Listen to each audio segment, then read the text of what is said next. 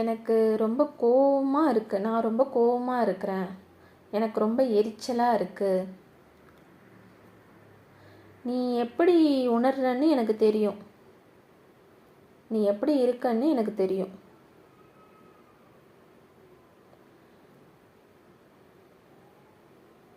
அது இப்போவே முடிஞ்சிடணும்.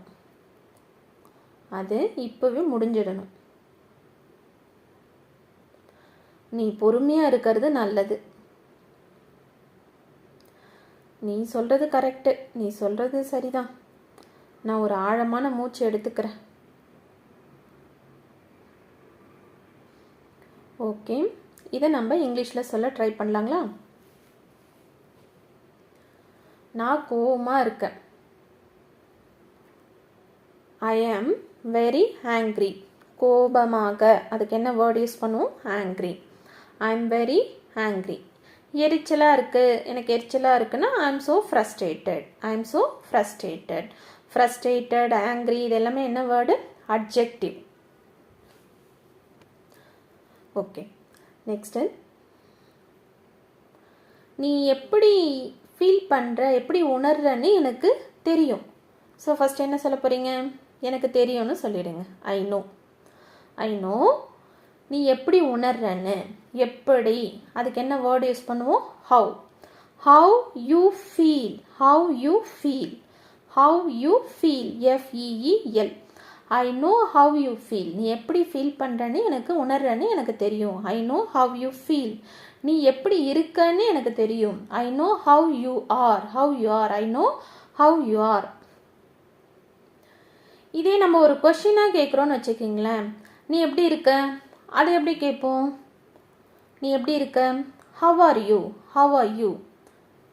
அதே நீ எப்படி இருக்கன்னு எனக்கு தெரியும் அப்படின்னு சொல்கிறதா இருந்தால் I know how you are. How சொல்லிடுங்க.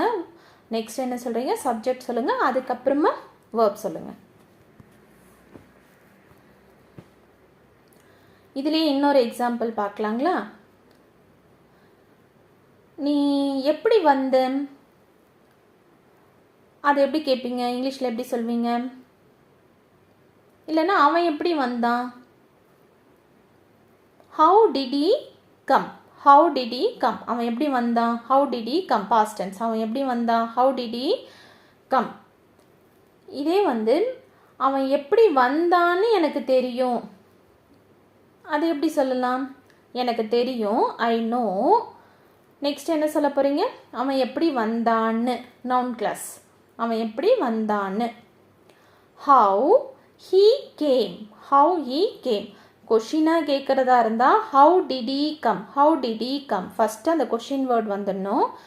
நெக்ஸ்ட் என்ன போட போகிறீங்க? Auxiliary verb. கேமை பிரிச்சோன்னா பாஸ்ட் டென்ஸ். கேம் பிரிக்கிறது நம்ம ஆல்ரெடி பார்த்துருக்கோம். எப்படி வரும்? Did plus come. ஸோ கொஷினாக நீங்கள் கேட்குறீங்கன்னா ஃபஸ்ட்டு அந்த ஆக்சிலரி வேர்பை ஹவுக்கு அப்புறம் எழுதிடுங்க. ஹவு டிட், அதுக்கப்புறமா subject he. How did he come. ஏன்னா கேம் எப்படி பிரித்தோம்? Did plus come. ஆக்சிலரி வேர்பை முன்னாடி போட்டுட்டு சப்ஜெக்ட்க்கு அடுத்தது அந்த மெயின் வேர்பை போடுங்க. How did he come. அவன் எப்படி வந்தான்? How did he come.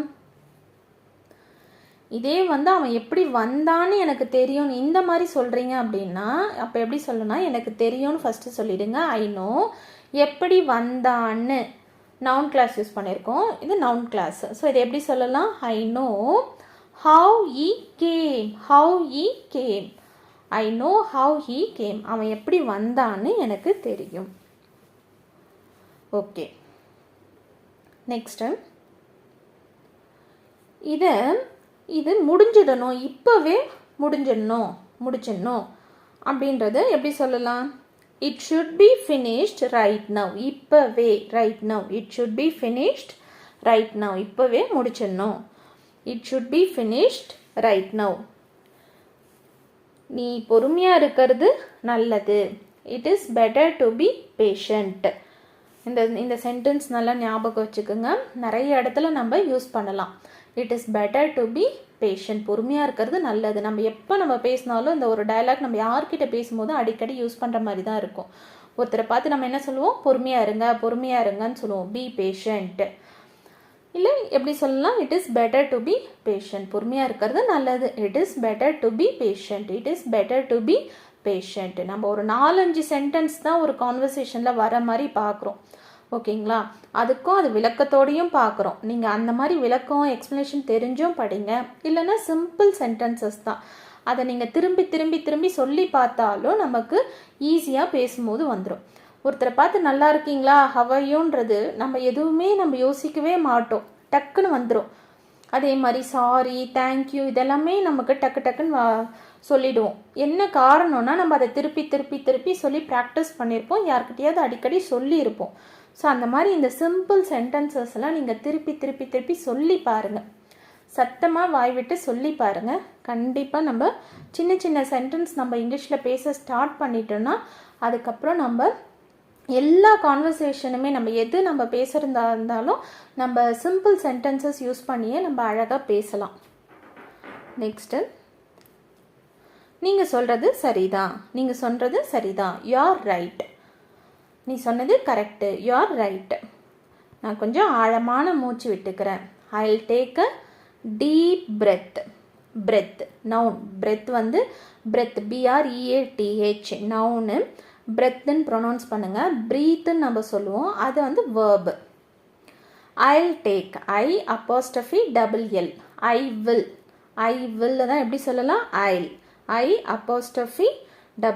I'll take a deep breath. You are right. I'll take a deep breath. Okay, இப்போ இதை ஃபுல்லாக சொல்லி பார்க்கலாங்களா? I am very hungry.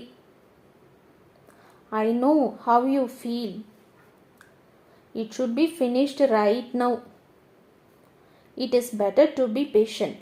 You are right. I'll take a deep breath.